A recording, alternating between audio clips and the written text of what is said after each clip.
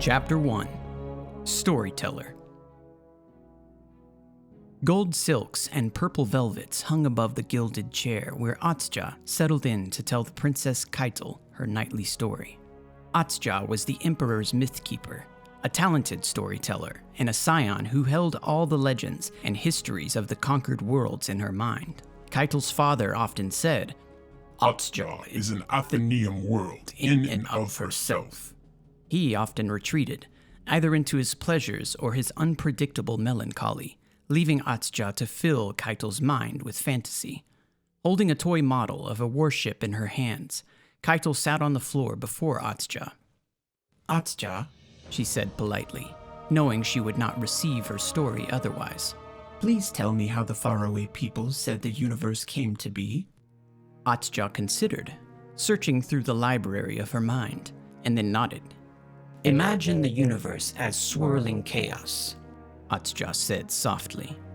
Caiatl closed her eyes and saw it. Among the chaos stands Irken La, the first host, who blinks herself into existence with the first thought. Chaos must come to order. Caiatl saw a creature, tremendous beyond belief, in her mind's eye. And so, to satisfy the first thought, which would become the first law, Irken La consumes the chaos of the void and gives birth to the ordered universe. Caiatl opened her eyes, and they were bright with intrigue. That is how the Tiarn would say the universe began. Caiatl looked up at the toy in her hands, and then back at Atsja. Where does this giant woman live? The Tiarn would say she is the very fabric of the universe. When you look to the sky, when you look out in space, you are looking into Irken La's mouth. Caiatl turned her toy for a little while. Then, looking up, she said fiercely, I will challenge Irken La to a battle and defeat her. Then my people will own everything in the universe. Atsja chuckled fondly.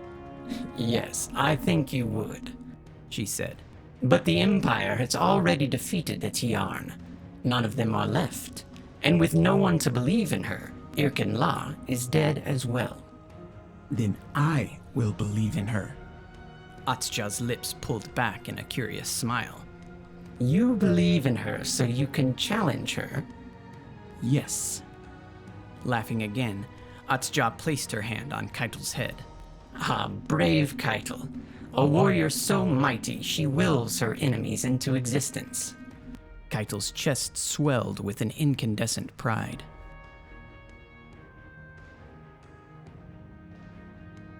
Chapter 2 Star Pilot. In a war chamber built by her father's scion mind sculptors, Caiatl piloted a fighter through a strange world. It twisted and turned on itself to create strange, rotting landforms all around her. She passed mountains that sprouted weeping tumors and saw fields crusted over with scabrous tissue. The exhilaration of flight made her eyes sharp. The familiarity of the controls kept her hands steady. She was so much better here than in any of their father's tedious lessons. Awake, alive.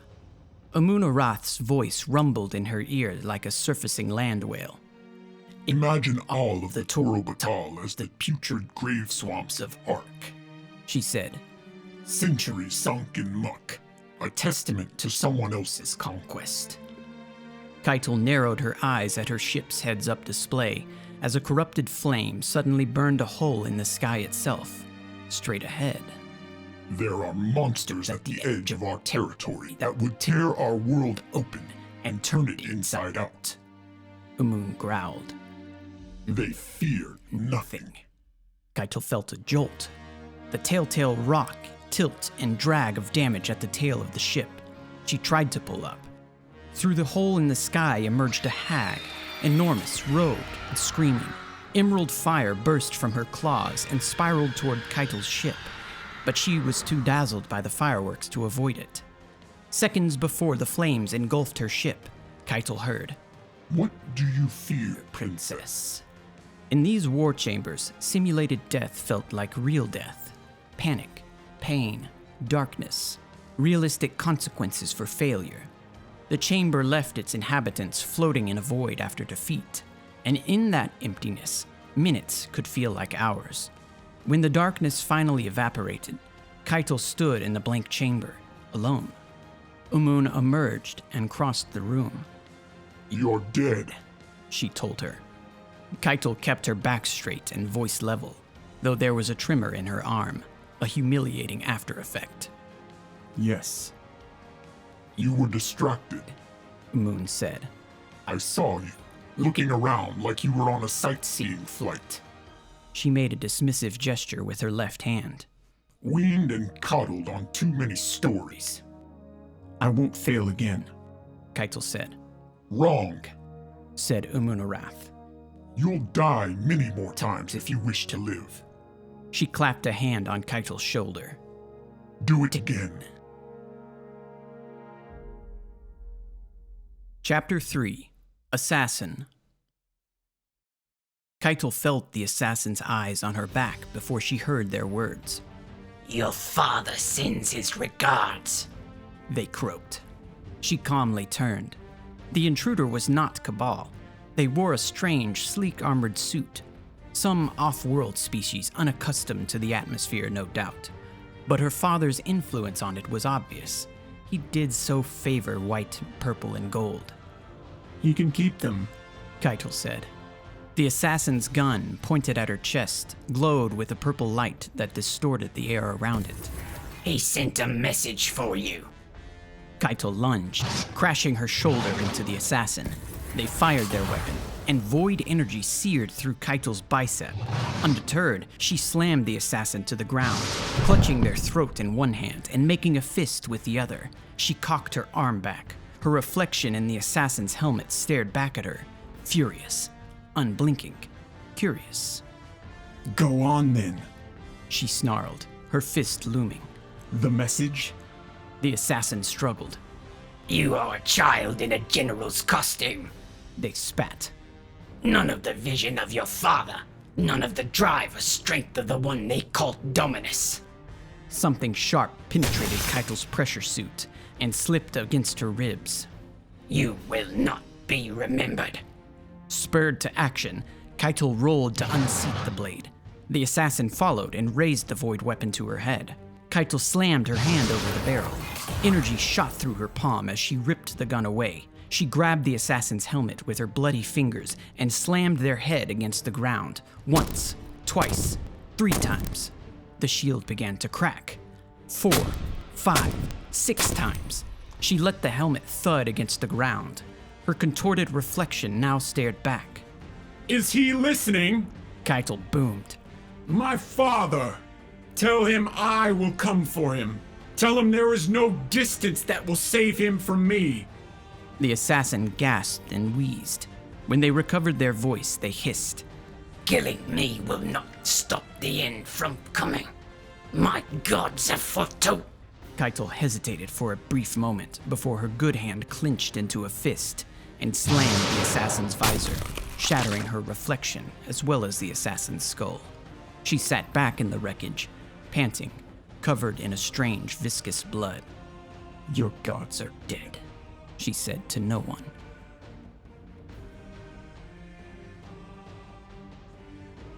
Chapter 4. Soldiers. Caiatl loathed the crawling pace of the court.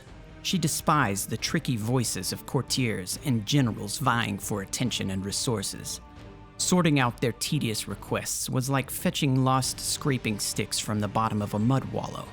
But one day, a general came to her with a clear complaint. The stench from Xivu Arath's rooms permeates the entire east wing of the palace. My lovers choke on toxic fumes simply walking through the halls. Surprised she hadn't heard about it before, Caiatl dismissed him with a promise to investigate the evocate general's chambers. Later that day, she found that the first of Umun's rooms, usually kept tidy with military precision, was changed. Her 2 war tables were covered in papers and tomes unrecognizable to Caiatl. The room stank of death and poison. Strange symbols were drawn on the ground in ash. In the far corner of the room, with the restraints they used for captives aboard their prison ships, A living hive thrall was held in suspension, drooling and chattering. Amun, Caiatl said, astonished. what's happening here? Amun turned from one of her war tables, where she studied a book that looked to be bound with mottled flesh. Princess. She said, pleased. Good. I thought to call you, but I've been so engrossed. Please, come see the future of the Cabal army. Caiatl approached, intent on looking at Amun instead of the thrall. They don't fear pain. Amun said. Perverse admiration crept into her voice. They don't fear death. Soldiers who don't know pain or fear are useless. Caiatl said, eyeing the evocate general. It is the knowledge of death and the will to defy it that together breed bravery. You taught me those texts. We must move beyond them. Amun muttered, watching the thrall tilt its grotesque face in response to their voices. With each swing of the sword, the universe grows smaller, Caiatl. The competition fiercer. If we don't learn a new way, we'll be cut down with the rest. Her voice went quiet. We must accept new gods, or we'll perish. The thrall began to thrash, sudden and violent. Caiatl watched. I am ordering you to step down from the council, she said, after a long silence.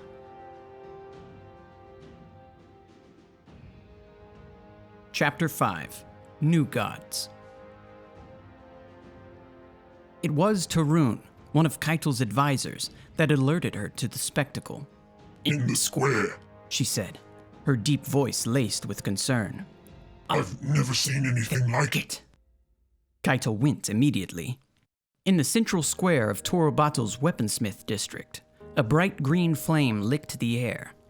Xivu Arath stood against the blaze, naked but for a waist wrap, in the custody of 2 guards. Her hide was carved with strange, crude symbols. When she saw Caiatl arrive, she threw her head back and laughed.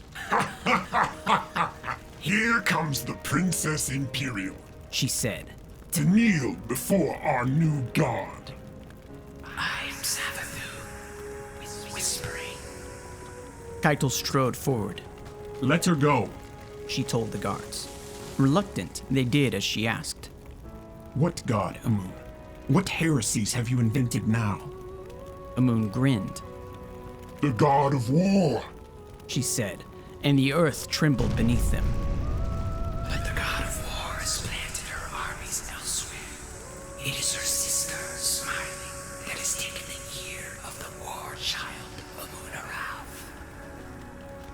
Caiatl stood before Amun in the flickering green light of the fire. Your obsession is a weakness, she said.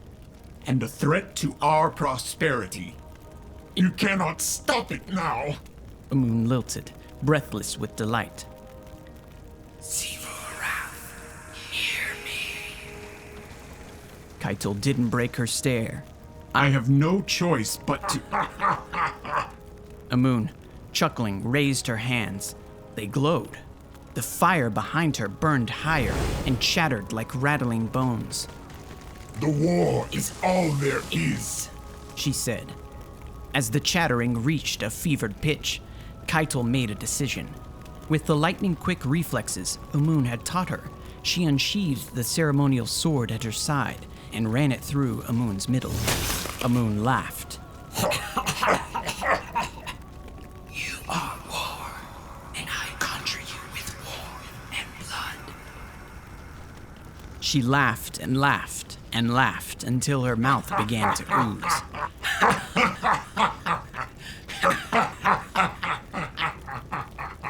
Until Caiatl, disgusted, pushed her off the sword with her foot. The body tumbled back into the green blaze. A gift for my favorite sister.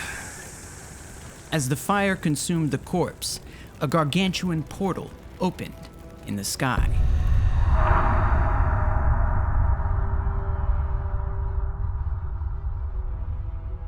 Chapter 6. Battle Song. Smoke rose from the city of Torobatl. The sky was dark with tomb ships and threshers.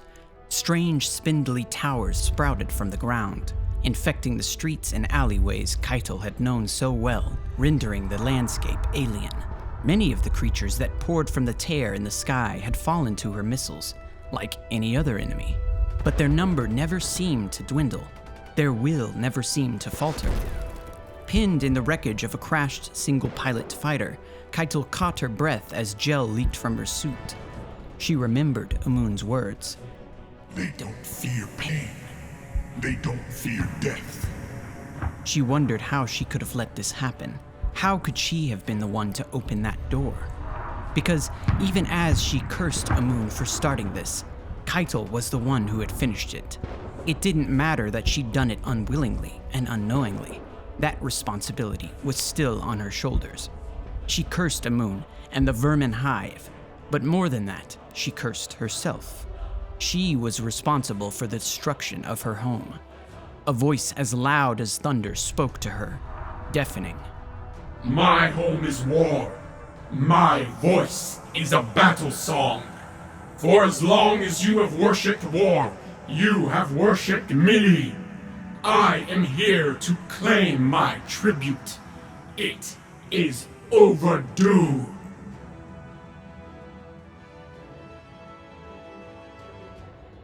Chapter 7, Coronation. At the long table of her council room on the fleeing warship Eligos Lex V, Caiatl sat with her advisors. An ugly panic gripped them. Their war moons are too powerful, said Counselor Tarun. The tactical display, where hive ships and war moons floated like innumerable dust specks in space, flickered. They are not deterred by casualties, rumbled Karug. All loss is acceptable loss to the hive. There were murmurs of assent across the table. Gaul diverted some of our best generals, lamented the wreck. All to the damnable Sol system for his idiotic crusade. They will not return, said Karug. And neither will Gaul. He clenched his fist. But this weakness didn't start with Gaul. It started with that bloated traitor Callus.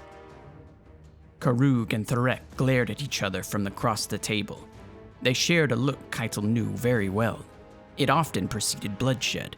She watched them for a tense moment, and then raised her voice to say, Enough. All looked to the Princess Imperial. My father was infatuated with the myth of his own benevolence, Caiatl said. He gorged himself and his people on stories of what the Empire could be, and he took half measures to make it so. But he never succeeded. He never wished to succeed. I am not my father.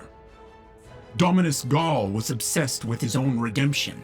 He imagined debts owed to him and sought their fulfillment. He used the Legion as a tool to secure himself and his legacy. He saw the Empire as one more thing he was owed.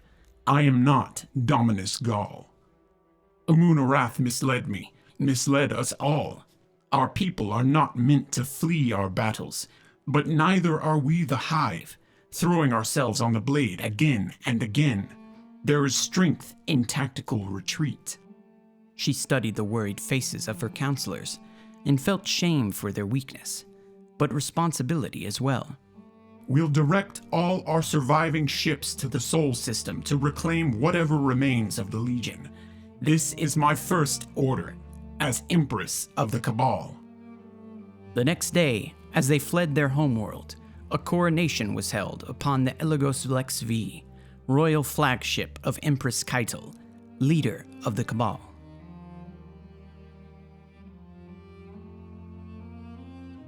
Chapter 8, Empress. A message from Empress Caiatl of the Cabal to all her fleet. I speak to you as crowned Empress of the Cabal Empire, your new leader. As I speak, we flee our home. Some of you lament our loss. Some of you whisper about the weakness of retreat. I assure you, we do not flee out of weakness. We march toward strength. We have found ourselves in a battle with war itself, and I have come to see that the face of war is ugly and poisonous. We are not the same as our enemies. We fight for a reason. for a purpose. Not for pointless luxury, nor the approval of false gods.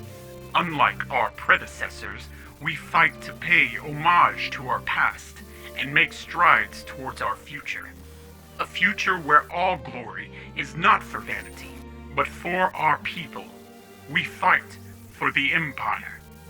We now charge towards the Sol System to recover the soldiers stranded there by Gaul's hubris. We will rebuild our army and return to reclaim our home. Our future will not look the same as our past. With your trust, I will usher us into a new age, and I will not default on my promises, as my father did before me. From this moment forward, all scions of the Cabal Empire are released from the bonds of servitude and granted full citizenship. You are free to remain or leave as you please. You will be granted reasonable supplies for your departure if you choose to go. If you stay, I must warn you, the battle ahead will be long and arduous. Many of us will fight, bleed, and die to preserve our collective freedoms. But together, we will build an army where warriors fight not for themselves or for their grasping leaders, but for each other. There will be no mercy for false gods. The Cabal Empire will rise from this challenge victorious. United, we will draw from our past to give strength to our future. As one Cabal. End message.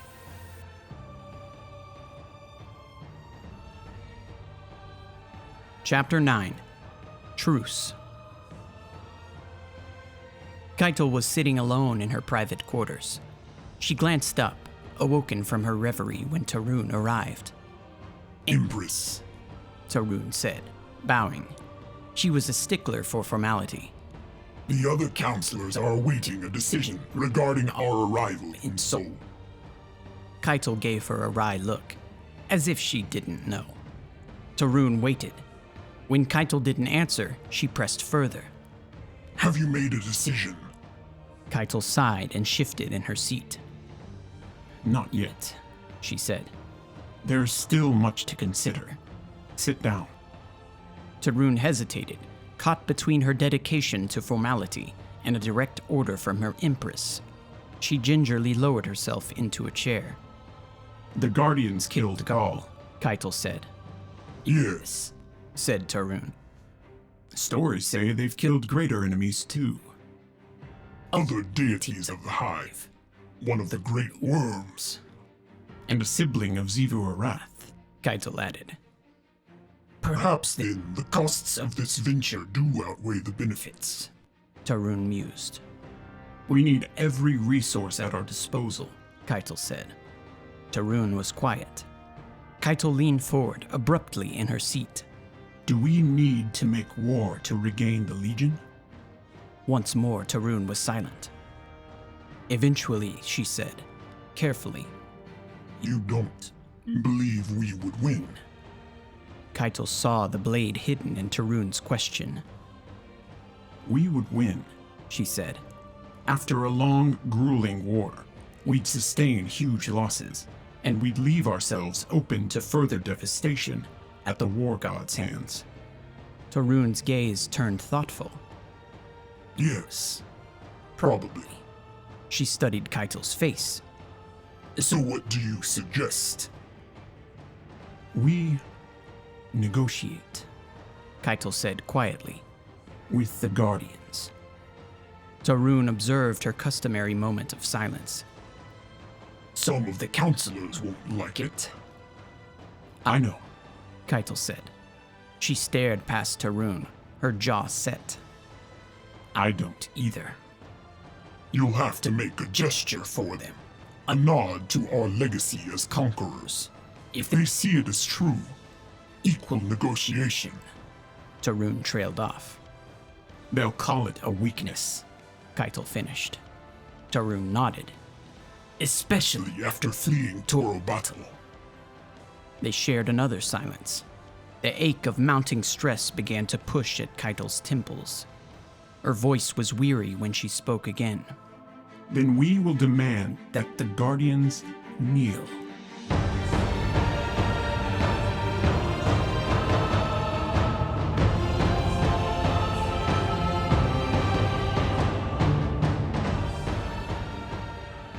Well, thank you very much, Guardians, for listening to my latest lore reading. I appreciate you getting this far. If you appreciated what you heard here, maybe check out my Patreon. Link is in the description and in a pinned comment, and maybe help support me there. You'll get certain benefits like audio-only recordings, callouts in my videos, among other things. Also, you can join me on Twitter, where I will let you know whenever I'm making a new video. That way you can keep up to date with my channel. And plus weird things, like whenever I tweeted about my new bidet. So yeah. Anyways, thank you guys so much again. I appreciate it, and I will see you next time. Bye-bye.